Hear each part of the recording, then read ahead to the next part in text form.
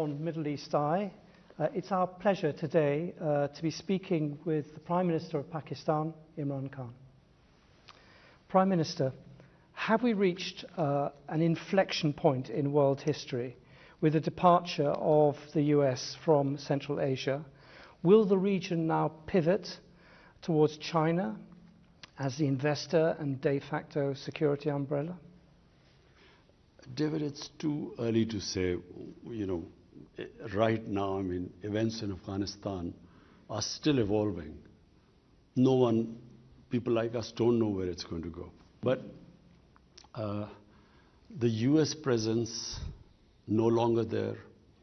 There's obviously going to be a vacuum. Who's going to fill it? China is obviously the emerging power. But the way we look at it is that, and having spoken to all the regional countries surrounding Afghanistan, everyone thinks that this is a great opportunity because Afghanistan is the trade corridor between all our countries.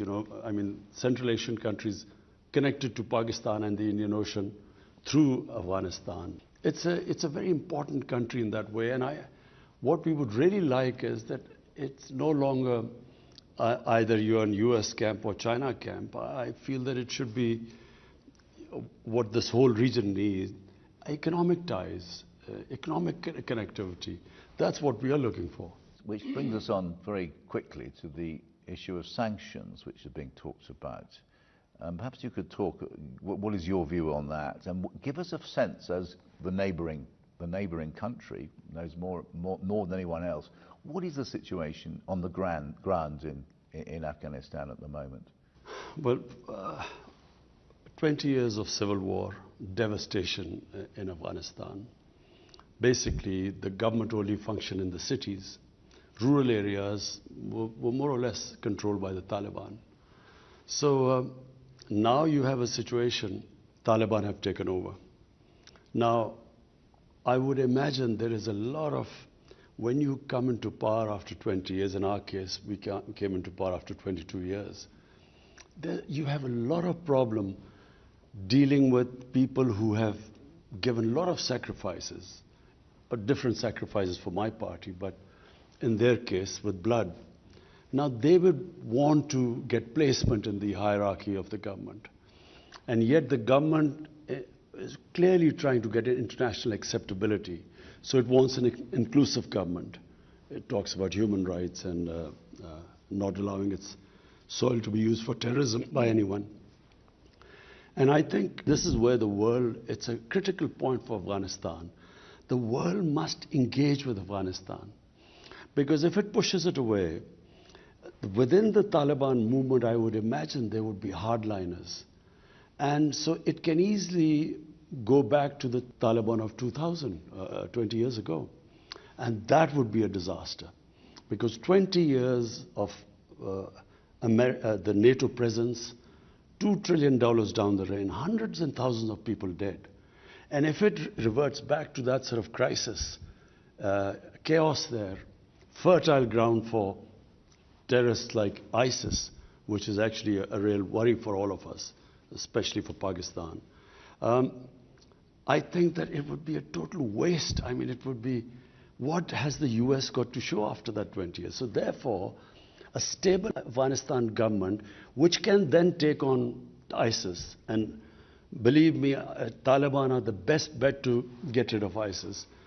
That is the only option left. Isolating them, sanctioning them is going to, apart from anything else, apart from the chaos, it is going to be such a huge humanitarian crisis. Half the population is below the poverty line. The UN thinks that by next year, 95% of the population will go below the poverty line. Their government only depended, 75% of the government budget was foreign aid. So if they leave them like this, my worry is it could easily revert back to 1989 when the Soviets left and the US left, and 200,000 Afghans died in that chaos.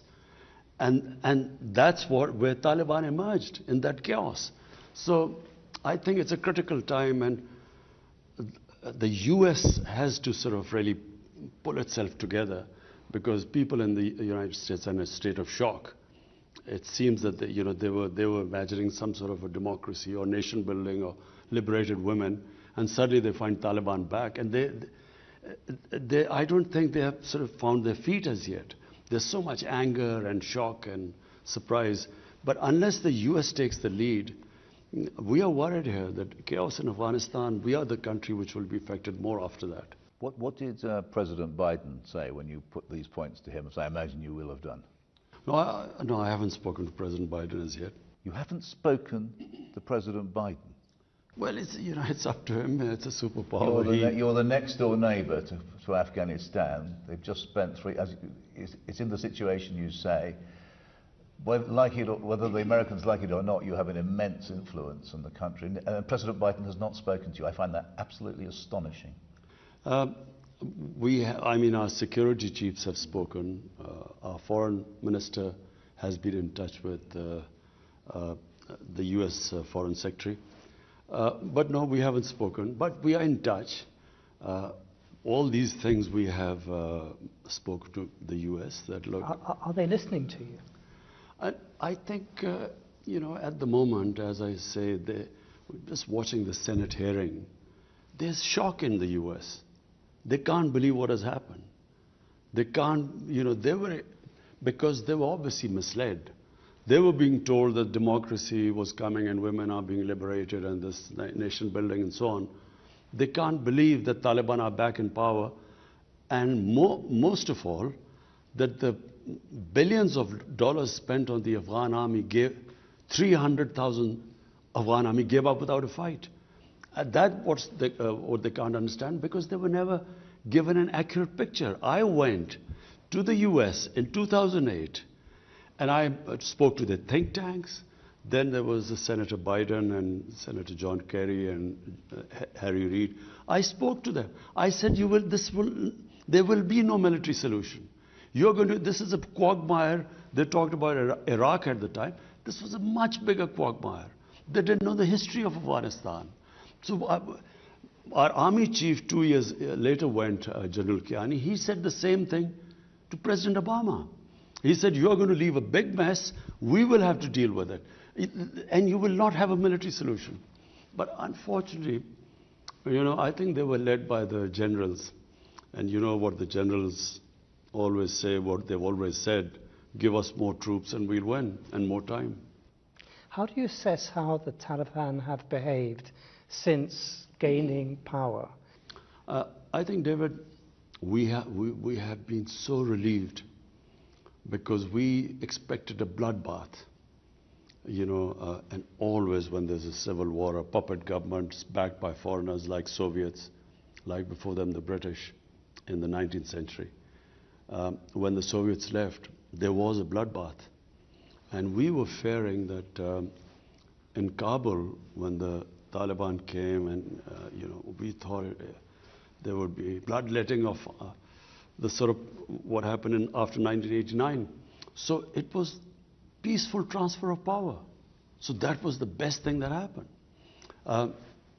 But also we felt that we would be blamed for this. But because 300,000 troops surrendered without a fight, clearly we didn't tell them to surrender without a fight. So the ground realities were that Taliban had become a popular movement, especially in the rural areas. And that's why the army gave up without a fight. And secondly, the Ghani government was corrupt to the core.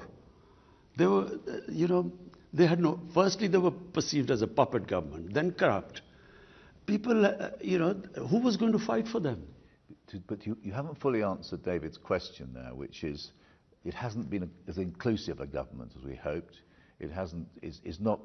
Women's education remains a huge problem.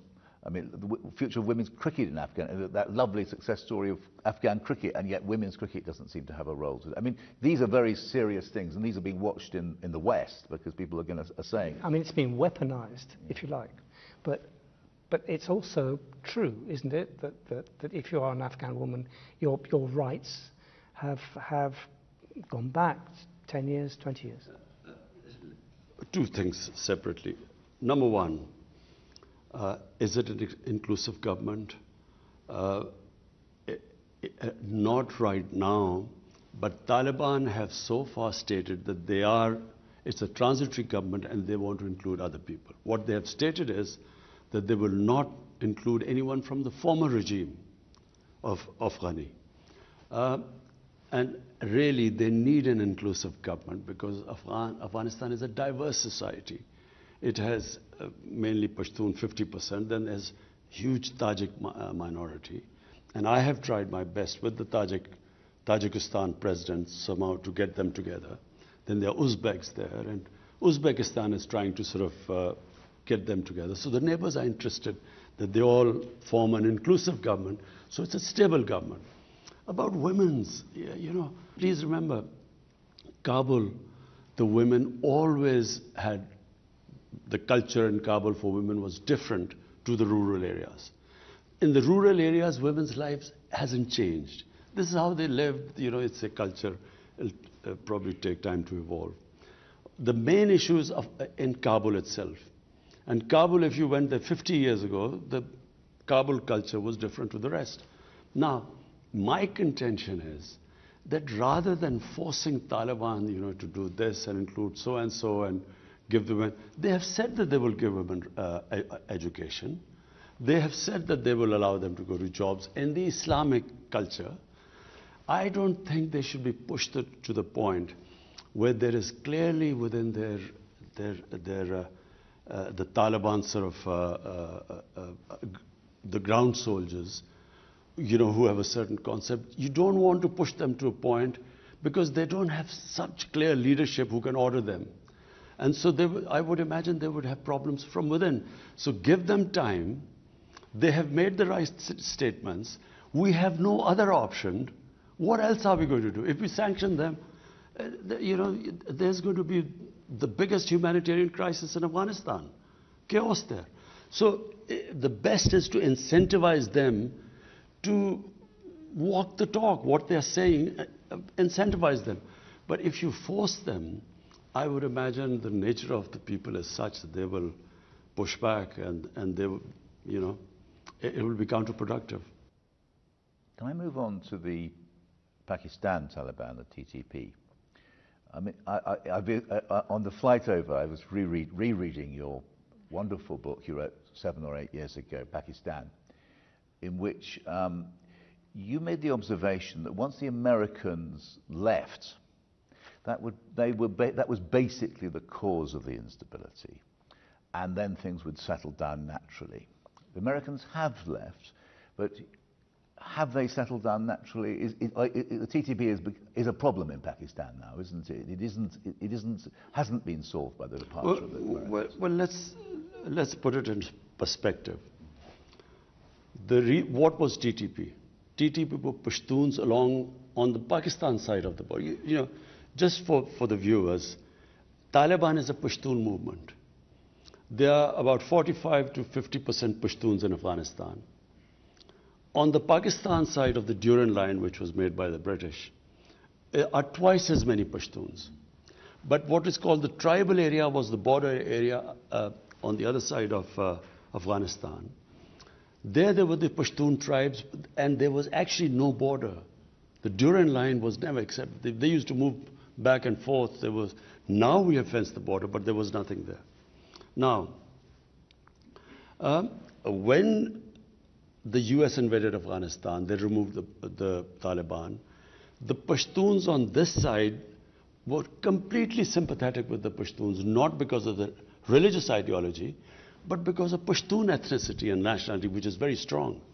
So they turned against Pakistan. When we became an ally of the US, they called us collaborators, and they then started attacking the Pakistan state and started calling themselves Pakistani Taliban, which we hadn't had before we joined the alliance. So at one point, there were 50 different groups called themselves Taliban attacking us. There were 16,000 terrorist attacks inside Pakistan. 80,000 Pakistanis died. So as the American footprint decreased, so did this movement. The motivation went down because no longer were we collaborators. And now, clearly, we are no longer collaborators because we are not allying ourselves with any with anyone which is fighting the Pashtuns. So the motivation has gone down. Now we are trying to talk to those who can be reconciled, because it's from a position of strength. I always believe, all insurgencies eventually end up on the dialogue table, like the IRA, for instance. So now, from a position of strength, we want to talk to them. Because in Afghanistan, the Afghan Taliban have assured us they will not allow them to attack us from Afghanistan side, which the previous government did. RAW, which was the Indian agency aligned with the Afghan intelligence agencies, they helped them conduct attacks. One was the biggest attack against the Chinese nationals here. So now, because the Taliban won't allow them, we now have talked to them who we can reconcile and give up their arms and live as normal citizens. So that's what we're trying. And the ones who, then obviously the government will take action. But I thought the TTP had been solved as a problem, and it's re-emerged, hasn't it, since the fall of Kabul? No, the TTP was always, it had been pushed out of Pakistan. We conducted a huge operation. I've been there. I've seen it. In North Waziristan. I very much remember presenting a wreath to the 5,000 or more martyrs who fought in that terrible conflict. But you're talking to people who have slaughtered tens of thousands of Pakistanis. It must be very, very tough, that. Remember, Peter, there were about 50 different groups. Motivations of different groups were different. A lot of these TTP were because of the collateral damage. In the Pashtun culture, in the code of honor, if a family member is killed by someone, they have to take revenge. And to take revenge, they used to join the other side. And there were 480 drone attacks in our tribal areas. Imagine the collateral damage that caused. And secondly, the military operations in our tribal area. Whenever army goes into civilian areas, there's collateral damage. In my opinion, in Afghanistan, the Afghan Taliban, one of the Afghan ambassadors told me here, he said most of the Taliban in Afghanistan who became Taliban were because of the collateral damage, night raids, aerial bombardment. Exactly the same situation was here. What is your view of the American use of drones now in Afghanistan? I think it is the most insane way of fighting terrorism. How do you, doing a drone attack in a village, mud huts, and expecting that there won't be other casualties. And a lot of times the drone attacks targeted the wrong people on wrong information. As we saw immediately after the fall, that terrible event immediately after the liberation or the fall, how you carried it. Well, Peter, one of the reasons which sparked off, there were two attacks which sparked off insurgency, so-called Pakistan Taliban. One was in 2004 where they bombed some people who they thought were militants but were actually our own tribal people. And the next day they bombed the funeral where there were a lot of people gathering, and that's what sparked off anger there. Then they bombed, killed 80 people and said that they were all terrorists. They announced that they had killed 80 people. Turned out they had bombed a school and 80 children had been killed. So, and then a few days later, one of the parents then did a suicide attack in one of our army academies and killed 50 recruits. I've been there, yeah.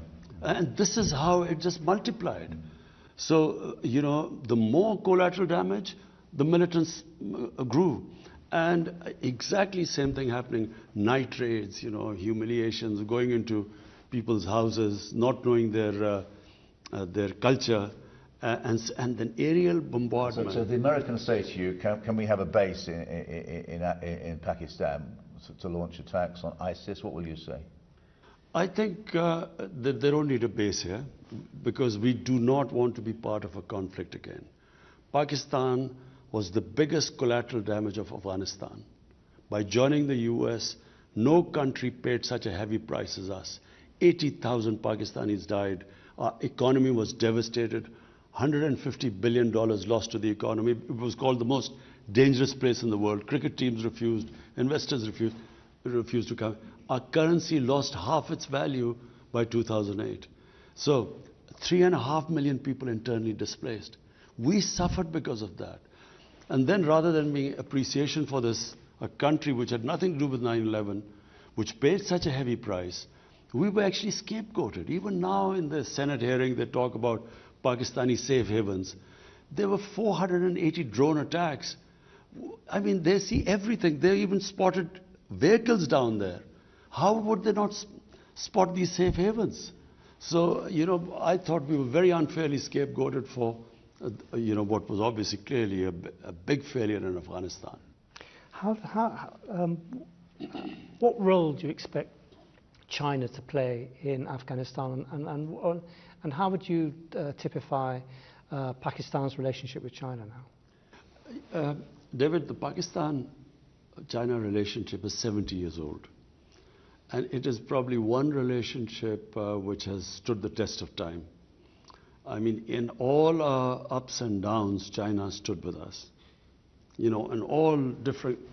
when I'm talking about these drone attacks and the terrorism in Pakistan because we joined the US, I mean, our economy, our debt in 10 years, 2000 to 2018, it went up 4 times from the total debt accumulated till 2008.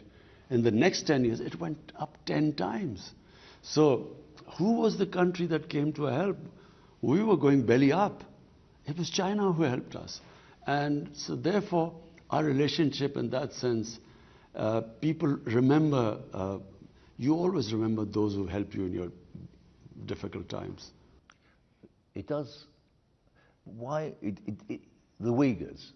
I mean, there's no question that you are a senior Muslim leader, global, and you have been silent about what, at the very least, is a serious suppression of a Muslim minority in a neighboring country.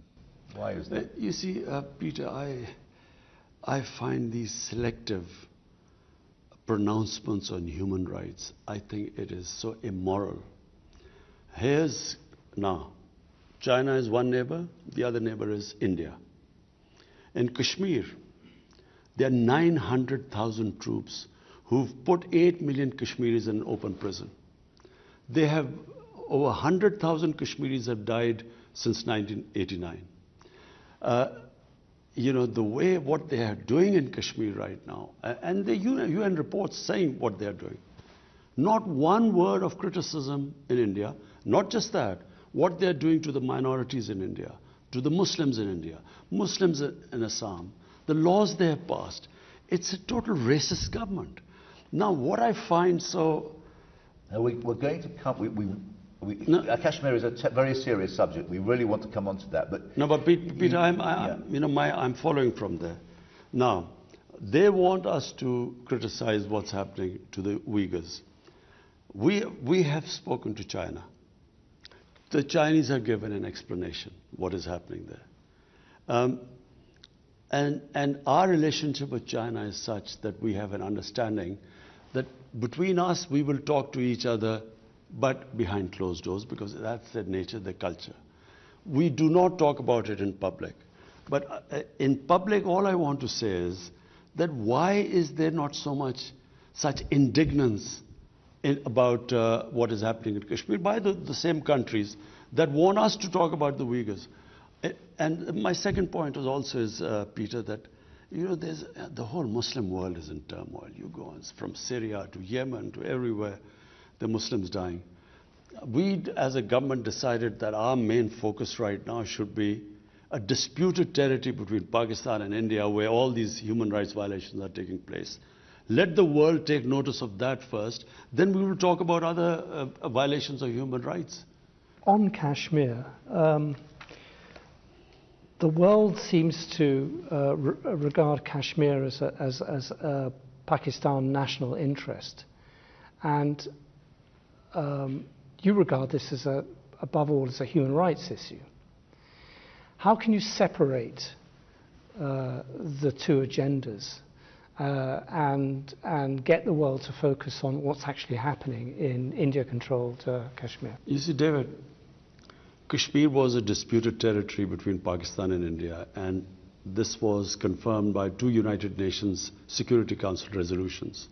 which said that the people of Kashmir will be allowed through a plebiscite under the UN auspices to decide whether they want to be part of India or Pakistan. Now that right was never given to them. But worse, in 2019, 5th August, they had the special status until this right of self-determination was given to them. They took away the special status.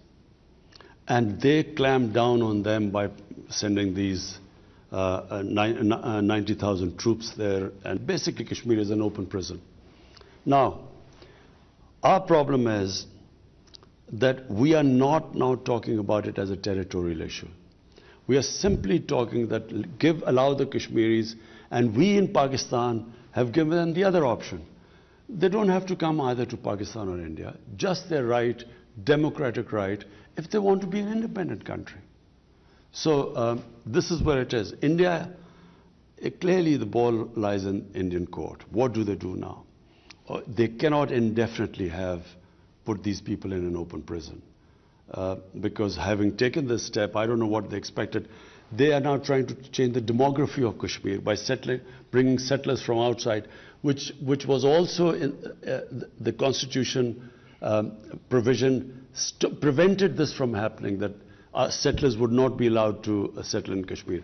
And then the Geneva Convention, it states clearly that you cannot change the demography of an occupied country. You know, until that status is clear whether they're part of India, you can't change the demography. So they're actually trying to convert them from Muslim majority to a minority. How dangerous a situation? It's been rather forgotten because so much else has been going on. But how here we have two nuclear powers at odds with each other, and there's fighting almost all the time, isn't there, at a low level? You know, how dangerous a situation is Kashmir? Peter, if you look at the flashpoints, probably the nuclear flashpoint right now in the world is Pakistan, India. Because nowhere else is there such a situation where there are two nuclear armed countries who've had 3 wars before they were nuclear armed. So we haven't had a war since then, so because of the deterrent. I think as a 13-year-old you wanted to join up, didn't you, in 1960? I still remember. 65, yeah. I still remember that. But I feel that, you know, we had this little skirmish when there was a suicide bomb which went off in Kashmir. Indian soldiers were killed, and they blamed us. We kept saying that we will give us any evidence, and we will hold those responsible. We will take them, have them punished, or even give them to India.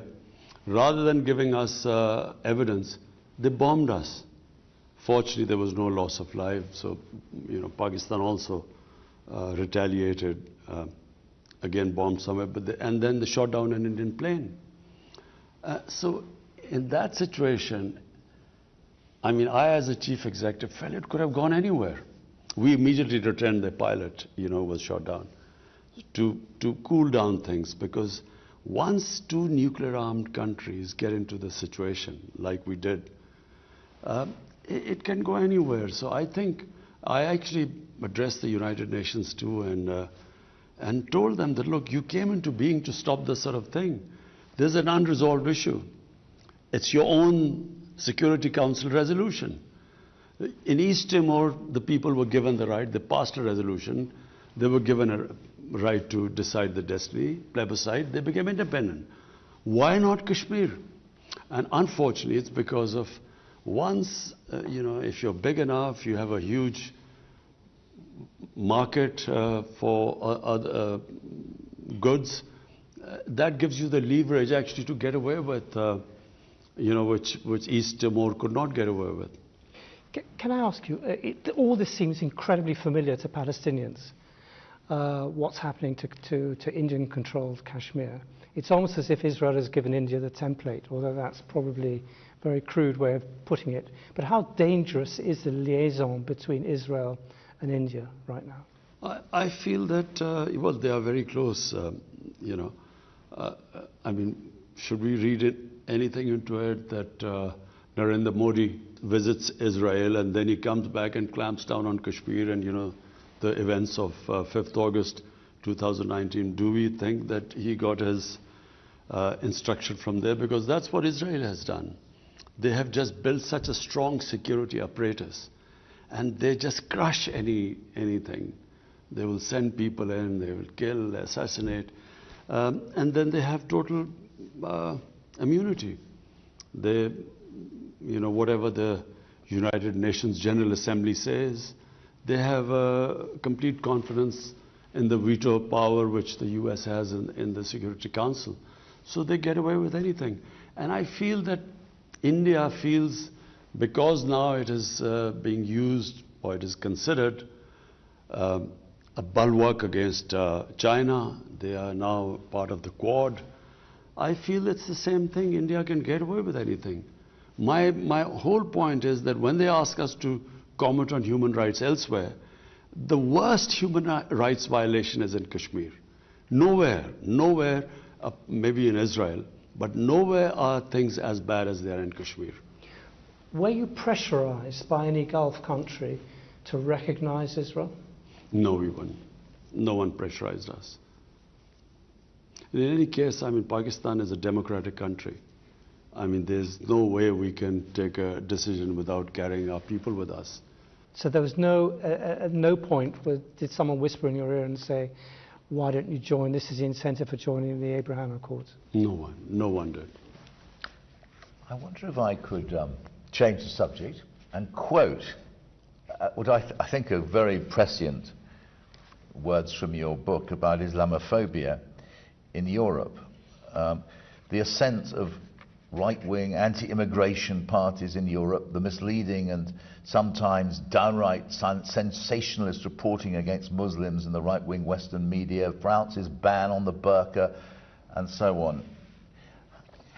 Nothing's got any better, has it over the last 7 years since you wrote those words? Peter, look, the problem is, and I blame the Muslim leadership for this too. So first, why did the Muslim leadership allow terrorism and Islam to be connected? What has Islam got to do with terrorism? Just now, this Indian variant of this COVID-19 came across, devastating the world. But the Indians said, look, don't call it Indian variant, call it Delta variant. Well, quite right, because why should any virus be associated with any nation? Similarly, why should terrorism be associated with any religion? No religion would promote terrorism. So after 9/11, connecting Islam and terrorism, and then saying radical Islam, as if there's some radical Islam which promotes terrorism. There is only one Islam, and that is of our Prophet Muhammad, peace be upon him. In Muslim communities, like every human community, they are moderates, they are radicals, they are liberals.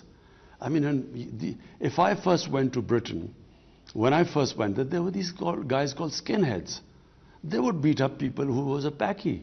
They would beat them up. Imagine if I looked upon the British societies through what the skinheads were doing. You can't define a religion or a human community by just concentrating on their extremes.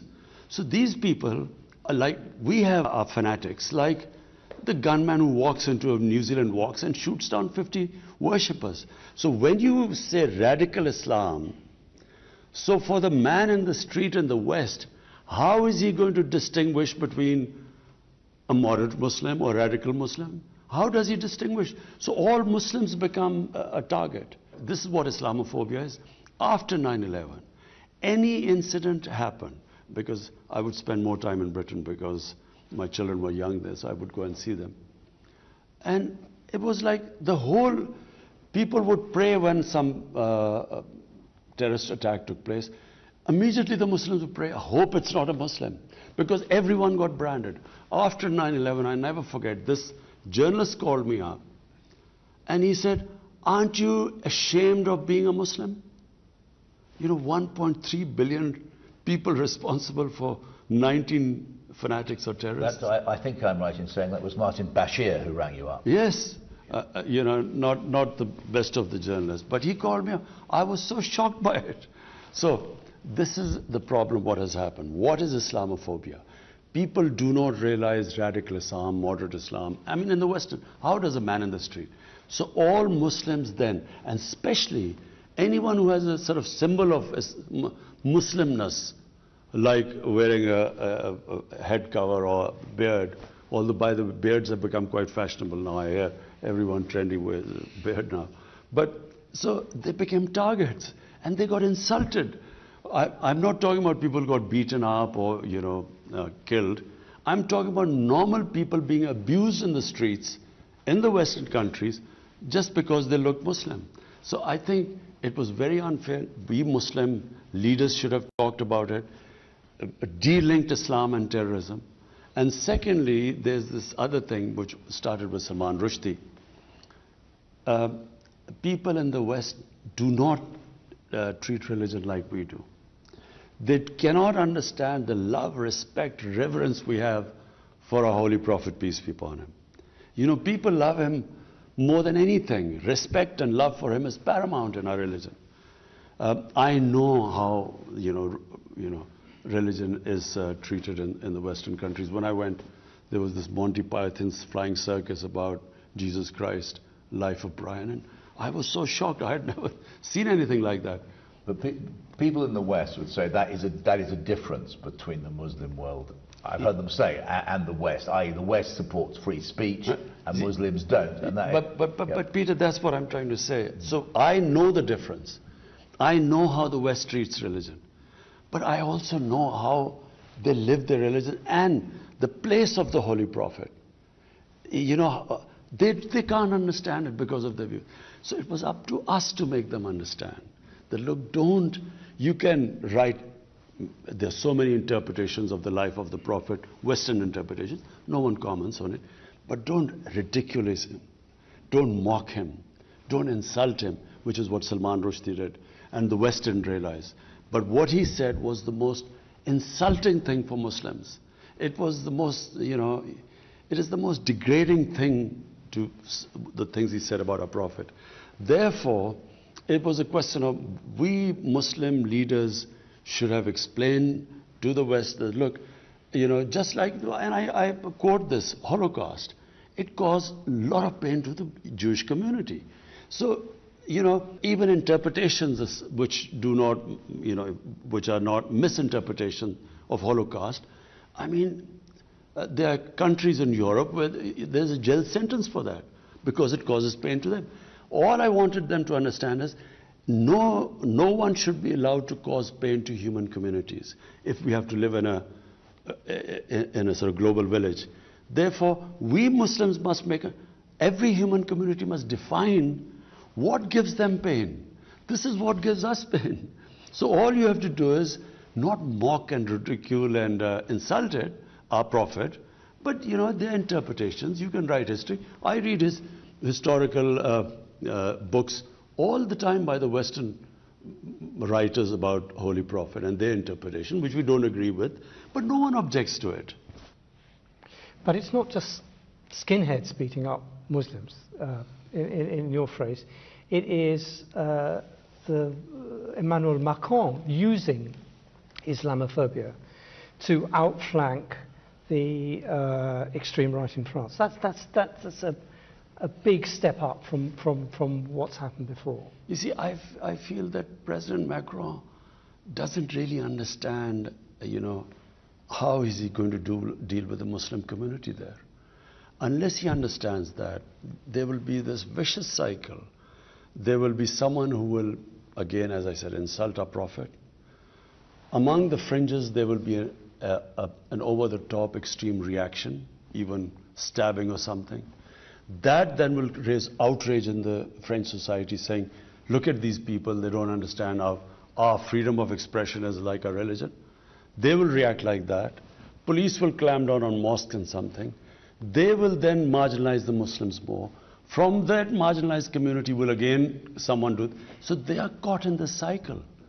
And to get out of it, all they have to do is there must be an understanding that, look, if either you decide to expel all the Muslims from there like Spain did in 1492, or there must be some code of existence together.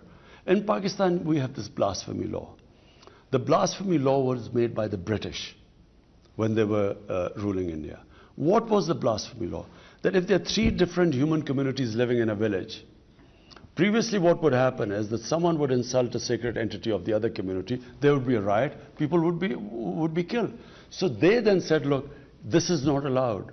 So instead of there being a riot, they would go to the police saying that, look, he's insulted my, and accordingly they'd act. So it was a deterrent not to insult other people.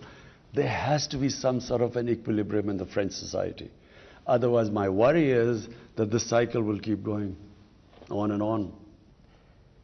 I know you've been very generous of our time. Can we ask 2 more questions? The first is climate change. We've got the big conference, I think it's next month in London. Will you be going? I'm planning to go. And what will be your message at this? I mean, many people say this is the last chance to save the world from some cataclysmic disaster. Do you agree with that? Peter, some of us, who've lived by nature, because I grew up, really where I lived was like a village, outdoors. It's now almost central Lahore. It is now. Zaman Park. It is. You can't sit outside it. It's like on the edge of a motorway. And then all my hobbies were, I would love trekking. Pakistan has the most beautiful trekking in the world.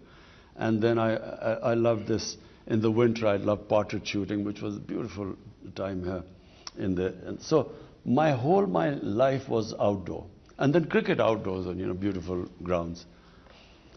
People like us saw this change coming. You could see gradually the temperature getting warmer. And people in the villages, people who live by nature, also sense this. Maybe 20 years ago you saw this happening. But the world, I think, in the last 2 years, have suddenly discovered these strange weather patterns.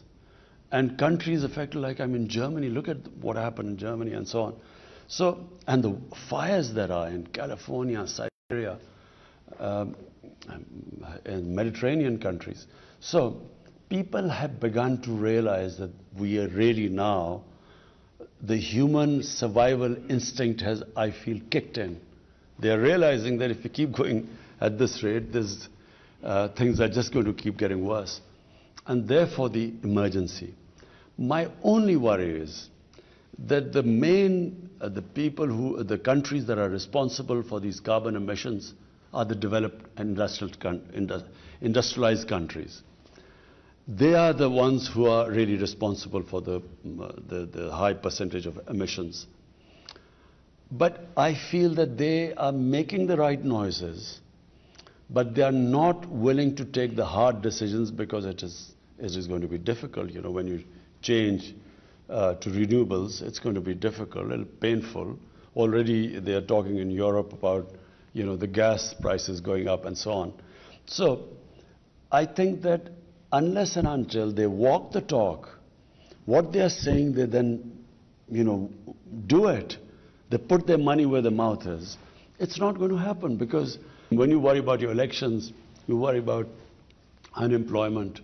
And with Donald Trump, he was quite forthright. He didn't even hide behind any euphemisms. For him, progress, growth rate, jobs were more important than climate. Now, unless climate becomes more important than this, I'm afraid we will have a lot of conferences, but for electoral purposes, people will make the right noises. But what do you want COP26? I think it's COP26 to do. Well, for a start, look, it has a financial cost. If you want to really make an impact, you have to spend money on that. So clearly, countries like us, we're punching above our weight. We're planting 10 billion trees in this country. 10 billion now. 10 billion. We started 1 billion. We achieved that. We planted 2.5 billion right now. We are on our way to 10 billion. And then we are cutting down, we had coal power plant in the schedule. We scrapped that. And there's one going which, if we get some funding, we're willing to change that to, to renewables. And then we're trying to preserve, we're making different ways of preserving, our water supplies and increasing our oxygen, cleaning our rivers. Whatever we do, unless the richer industrialist countries, unless they take steps, I'm afraid, we don't. Our contribution to emissions are negligible, about less than 1%. To move on, finally, apparently you used to be a cricketer. England, the ECB cancelled a 5-day tour of Pakistan against the advice of the British High Commission, apparently. What was your reaction, given that all that Pakistan had done for English cricket in the last 2 years of those 2 tours, they come to the rescue during COVID, and then the English Cricket Board just cancels with no real... what did you make of that? What message did that send? Well, I've seen the evolution of Pakistan-England cricket ties over the years and with the other countries. I think that there is this, still this feeling in England that they do a great favor to play with countries like Pakistan. One of the reasons is that obviously the money. Money is a big player now for the players as well as for the cricket boards. Indian Cricket Board now is the richest cricket board in the world. The money lies in India. So India basically now controls world cricket. I mean, they do whatever they say go. No one would dare do that to India because they know that the sums involved, India can sort of produce much more money. So therefore, I felt that I think England let itself down.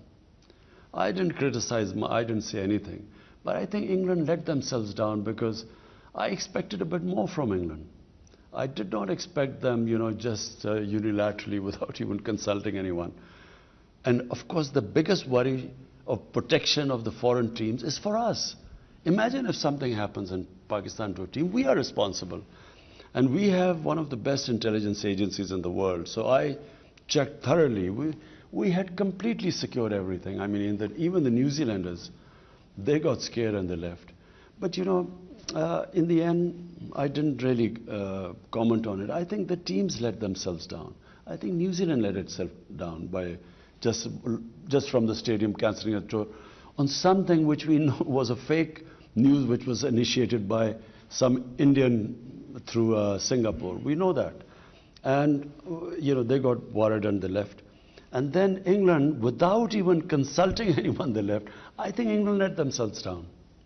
And let Pakistan down too, because it's very important, isn't it, that after the terrible events a decade ago with the Sri Lankan team, that you've had this long period of coming back to world cricket, and then suddenly at the very last minute for England to turn their back on you. It was a kick in the teeth. It was disappointing, but I think England should analyze what they've done, the England team. They should ask themselves the question. What would they think if some country did that to them? That when they were finally, and they had gone to that country in difficult times when no other team would tour, and Pakistan went to England at that time when there were COVID restrictions. And then, how would they have felt if it had happened to them? Thank you very much, Prime Minister.